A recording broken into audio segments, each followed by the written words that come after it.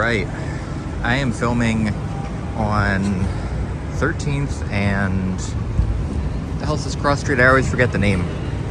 It's right near Reading Terminal Market. Walking up on it. Oh, Filbert. Yeah. 13th and Filbert. I'm gonna walk around City Hall for a little bit. I haven't really done that too much in the these filming walking tour videos.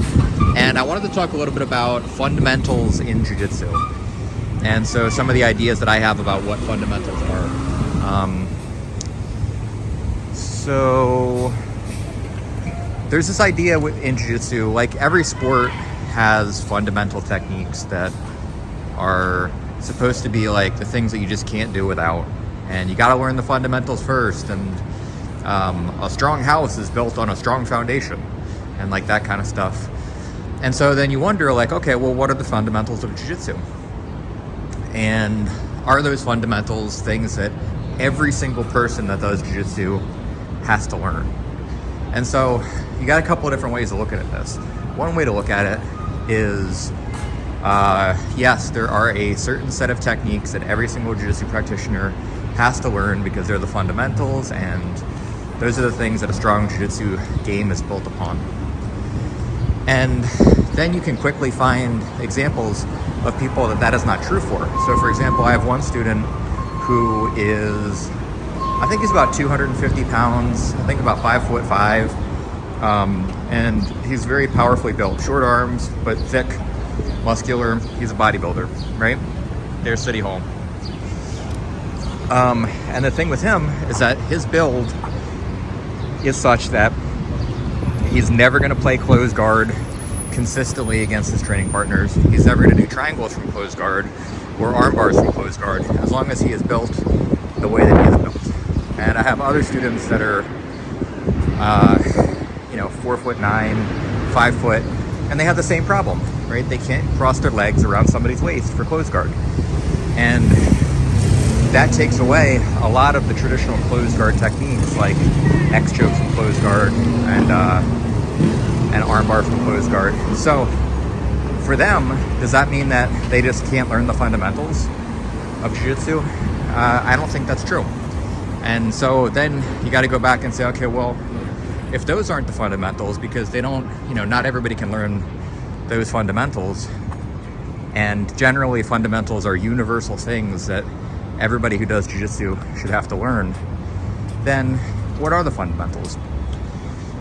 I had a good discussion about this topic a while ago, I don't know, maybe like 6 or 7 years ago now, with a guy named Kenneth Brown, who is a Brazilian Jiu-Jitsu black belt. I think he's in Maryland, and he's a really thoughtful, intelligent guy, and we had a great discussion. And we started talking because I posted on a Facebook thread about this topic, about what fundamentals in jiu-jitsu are, and my perspective is that fundamentals in jiu-jitsu are things that look like natural human fighting positions. And in jiu-jitsu, we take those things and we clean them up and we make them precise and more technical. So what that means is something like what are natural human fighting positions? When you watch two human beings fight, fist fight, then usually what you'll see are two people get in each other's face, somebody starts swinging, they swing at each other a little bit, they clinch, and then once they clinch, a series of things happen, right? Sometimes a mount position happens. One person ends up underneath another person. Sometimes one person grabs the other person's head and holds their head down, like a headlock. Sometimes you'll see one person end up on their back and try to kick the person that's on top of them away. And all of these things are jiu-jitsu positions. You have the mount position, that grabbing your partner's head. That could be a front headlock or guillotine position, or case of gatami, if you hold on to the head and the arm. Person on bottom kicking upwards, that's open guard. These are all positions that have an equivalent in jiu-jitsu, and the difference is in jiu-jitsu, we apply a technical framework to it. Like, here's how to get better leverage while doing these things. Here's how to accomplish the goals of these things more efficiently. And then we have a training process that allows people to become more skillful at these things. So natural human fighting things, clinching, tackling. So for example, single leg, double leg, body locks from the front, body locks from behind, front headlocks, so guillotines, and then front headlocks to snap down. So a lot of like wrestling style stuff, which is just natural human grappling. And then once you're on the ground, mount position on top, side mount on top. A lot of the traditional pins are fundamental because those are things that you naturally see people doing when they're actually fighting with each other without any training. There's natural human fighting capabilities. On bottom,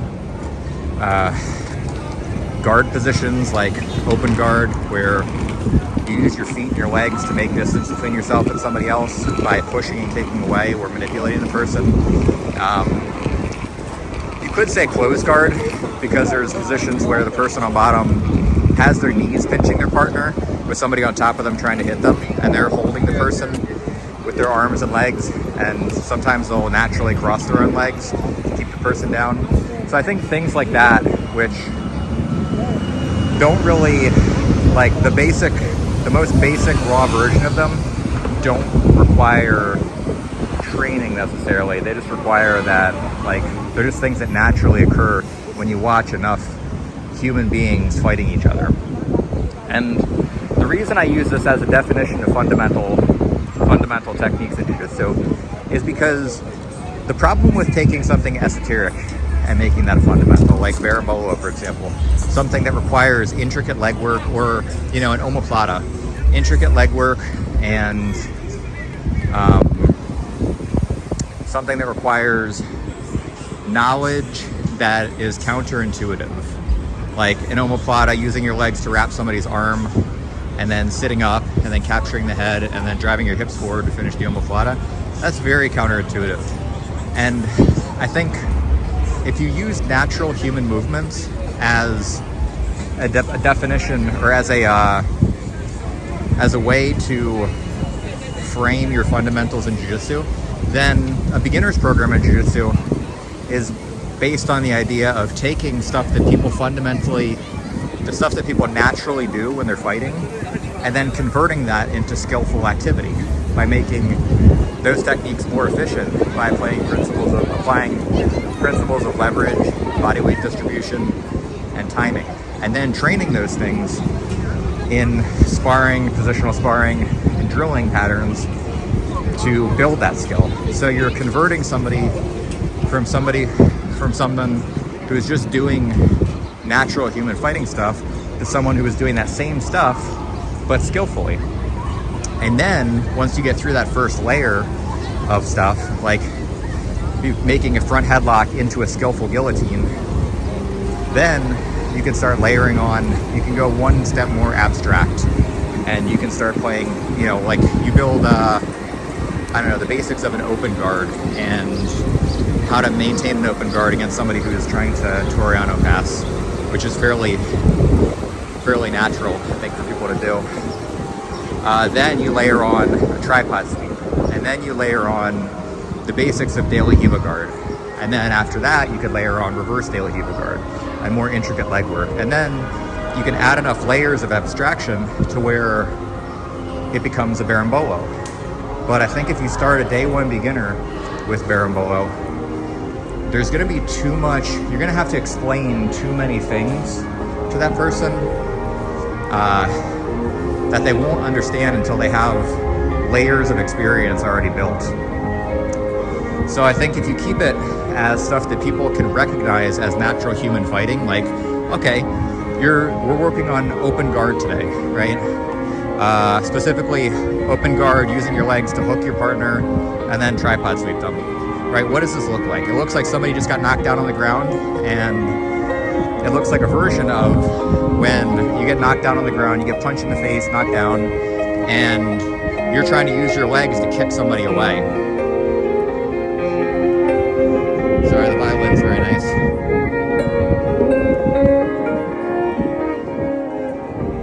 So that to a day one beginner. Or you can explain like, okay, this guillotine choke, you've seen people try to grab each other's head before, right? And they go, yeah, I got older siblings. We used to get in fights and do this stuff all the time. So you can say, you can take that raw experience that they have fighting with their siblings and then convert it into a guillotine, which is just a technical version, which is giving the front headlock a goal and giving you technical nuance that allows you to more efficiently accomplish that goal. It's easier to translate that. So that's my idea for fundamentals in jiu-jitsu. And really that's fundamentals of grappling, I suppose. And that gets to an interesting point because for me, I kind of view jiu-jitsu just as a generic grappling art instead of like its own separate, I mean, it is a distinct martial art on its own, but I think looking at jiu-jitsu as a generic, like the MMA of grappling, where because you are allowed to do pretty much anything from any other grappling art in Brazilian jiu-jitsu for the most part, I think that makes it a very generic grappling art. And so if you take that definition of jiu-jitsu as a generic grappling art, then the fundamentals of jiu-jitsu really just become the fundamentals of general grappling. And grappling is wrestling, judo, sambo, Brazilian jiu-jitsu, submission grappling, catch wrestling. It's all the same concept. And then you layer on, so generic grappling program has those things that take somebody from what they would naturally do when they're grappling to the first layer of that would be skillful grappling. And then after the skillful grappling layer is complete, or at least started, then abstracting from that into more and more esoteric stuff, meaning stuff that you have to have prior knowledge of jiu-jitsu and experience of jiu-jitsu to understand why you would be doing that stuff. So those are just some thoughts that I have about the fundamentals of jiu-jitsu. Getting back to that idea of jiu-jitsu as a generic grappling martial art, what's interesting about that is, like I mentioned before, the reason I think of jiu-jitsu in that way is because if you go to any open mat in jiu-jitsu and many jiu-jitsu competitions, especially advanced level no-gi competitions, you can do pretty much anything from any grappling martial art in jiu-jitsu.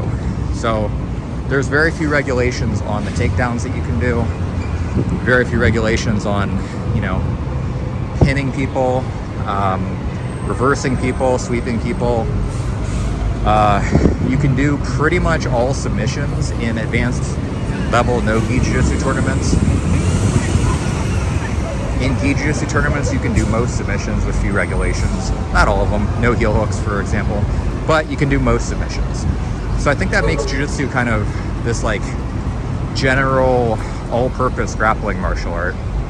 Whereas you can't say the same about other grappling martial arts. For example, the various wrestling styles that you would learn in America in high school, college, etc., there's no submissions at all.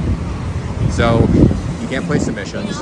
There's no guard positions to speak of. In judo, there are some submissions, but there are finite time limits on the ground, and you can't do as many submissions as you can do in jiu-jitsu or submission grappling. So there's fewer limits going towards jiu-jitsu and more limits going towards the individual grappling martial arts. So those grappling martial arts are more specialty martial arts, where they specialize in certain aspects of grappling. Whereas jiu-jitsu, there are specialties in jiu-jitsu, but there is the freedom to specialize in any one direction. So there's people in jiu-jitsu who are pretty much good at everything.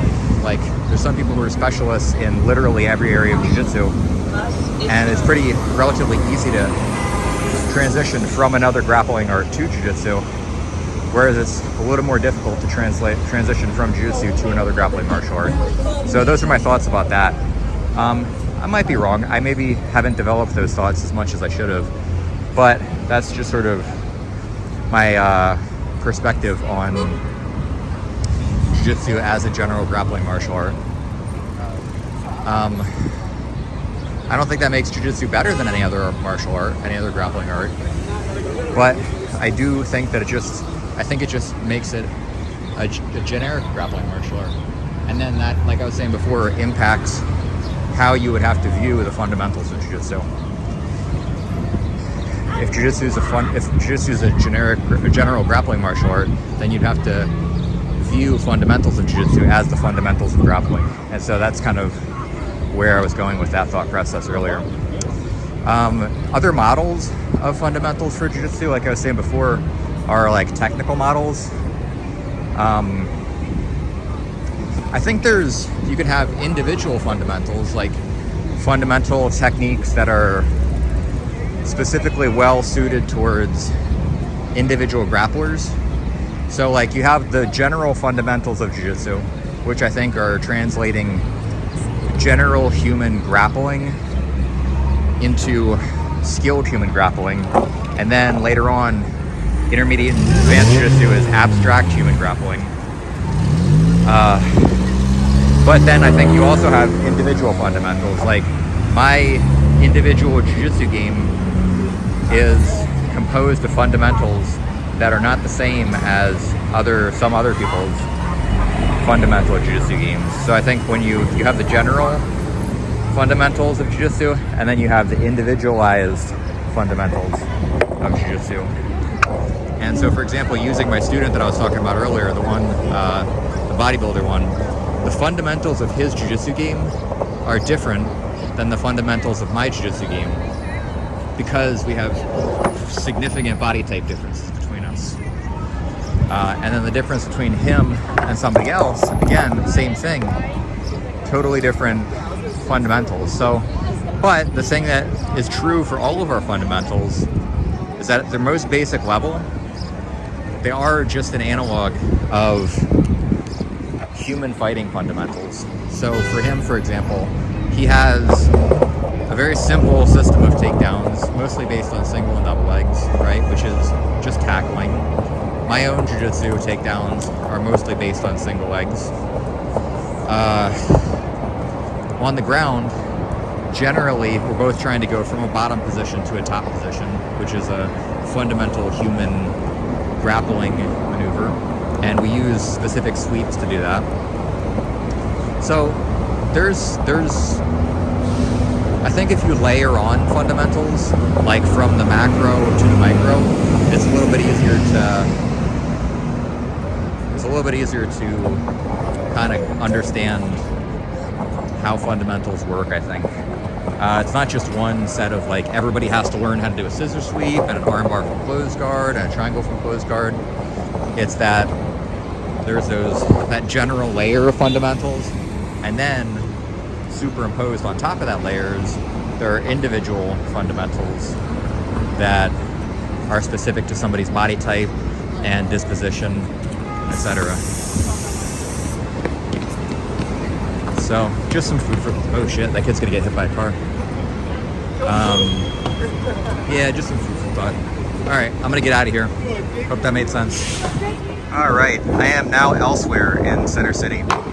So a little bit of what I was talking about earlier was jiu-jitsu as a generic grappling martial art, and then the concept of what are the fundamentals of jiu-jitsu as a generic grappling martial art. And one thing that occurred to me while I was walking around was that the jiu-jitsu rule sets generally reflect that. So jiu-jitsu doesn't have one true governing body that dictates what the rule set of jiu-jitsu is. Judo, for example, has a governing body that kind of, most of the judo schools, at least that I've heard of, follow the rule system that the governing body propagate, I don't know, endorses. But that doesn't exist in jiu-jitsu.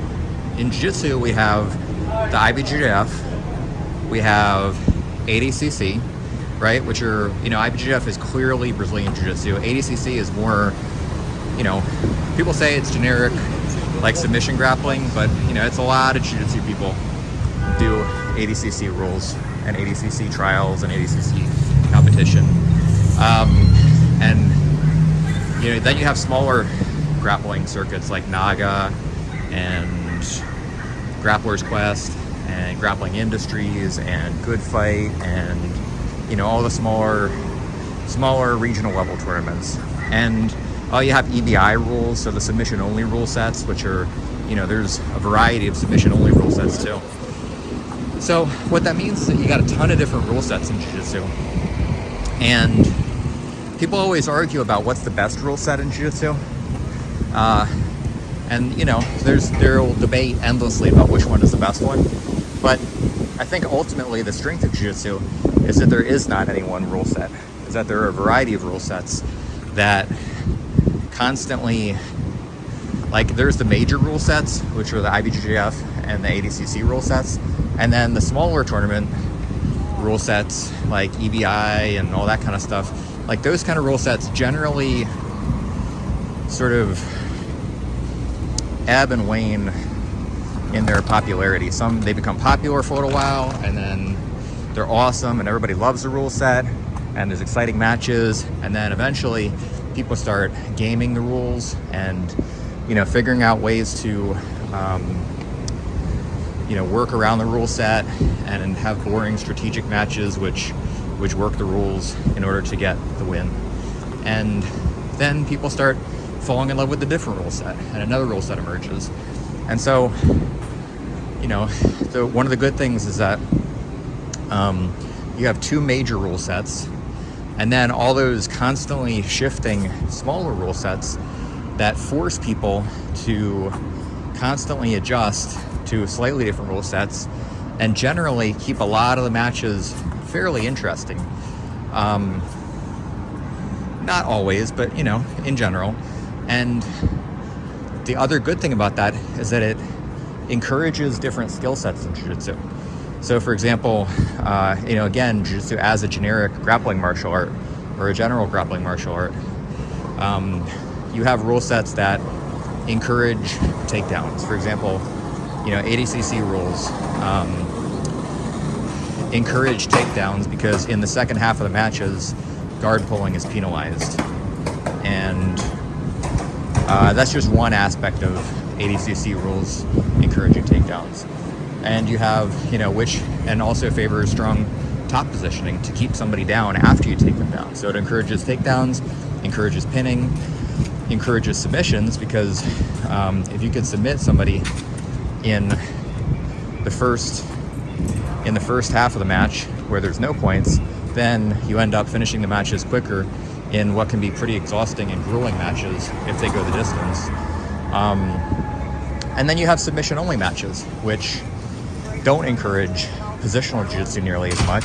Like you could do a submission only match and whole bottom of the mount position and just win by having a great mount escape directly into footlock attacks. So having strong mount escape and then strong footlocks. And so what you see in submission only in, let's say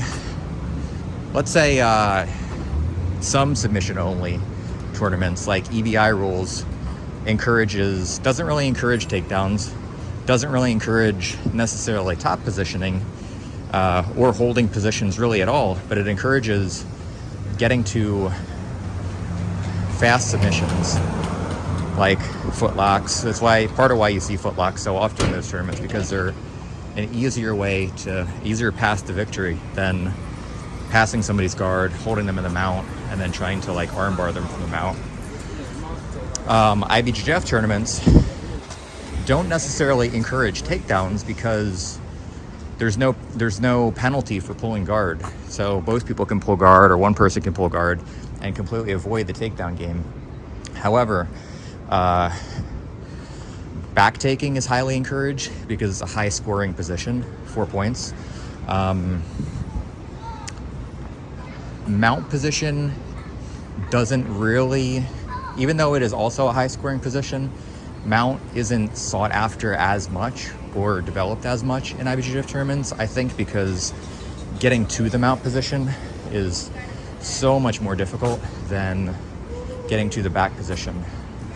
And that's a result of guard passing rules, I think.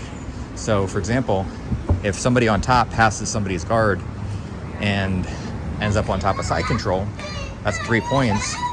It's very difficult for them to pass. And then what ends up happening is, rather than giving up the 3 points, people will turn their backs in the hope of escaping before the points are awarded, which gives the back position. Same thing if somebody passes the guard directly into the mount. People will turn their back to try to avoid the guard pass and the mount points, and the back position is available. And so one of the most sought after position and one of 2 highest scoring positions, which is the back, becomes highly sought after and highly available and an easier path to victory than passing somebody's guard directly into the mount position. So those kind of behaviors are rewarded in IBJJF tournaments, and behaviors contrary to that are not penalized. So what that means is, if you have an athlete that only does one rule set of jiu-jitsu, then they're going to specialize in the skills that are necessary to win.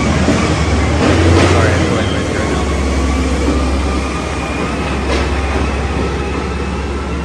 Alright. They're going to specialize in the easiest path to victory for that particular rule set.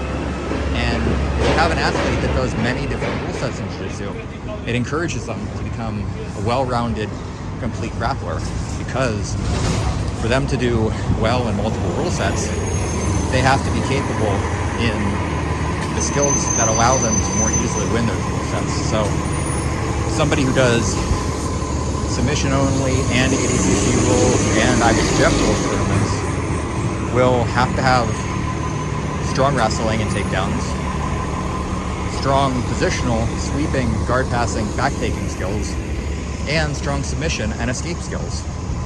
And that's pretty close to a complete grappler. Whereas somebody who only does IBJJF tournaments in the gi might only have to, I mean, you could make a whole career out of just pulling guard and sweeping or back taking from bottom in IBJJF tournaments.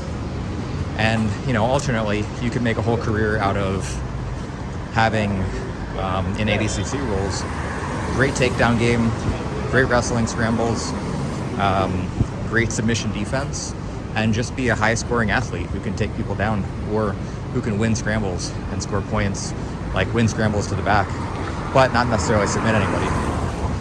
And then submission only, you're going to have, especially if it's submission only, no time limit, you're going to have some really long matches if you don't have strong submission skills.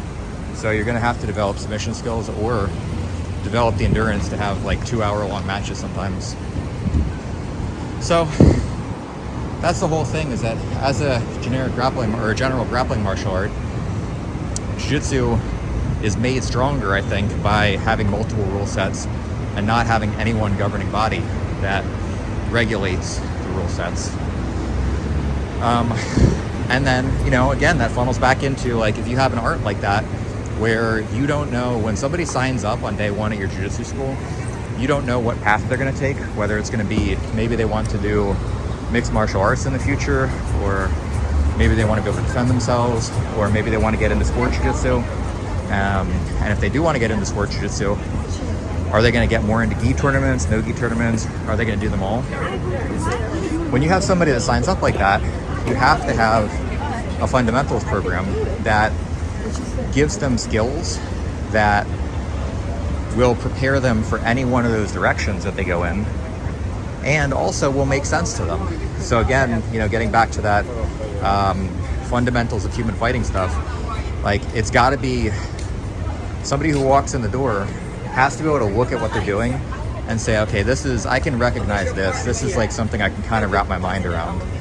But if it's like Spider Monkey, Berimbolo, Kiss of the Dragon from Reverse De La Riva Guard kind of stuff, A, it's too complicated, and B, it's just far too abstract for brand new people to wrap their mind around, because it's too esoteric, it's too down the jiu-jitsu rabbit hole and not close enough to what is recognizable as some kind of fighting. So anyway, a little bit of further thoughts.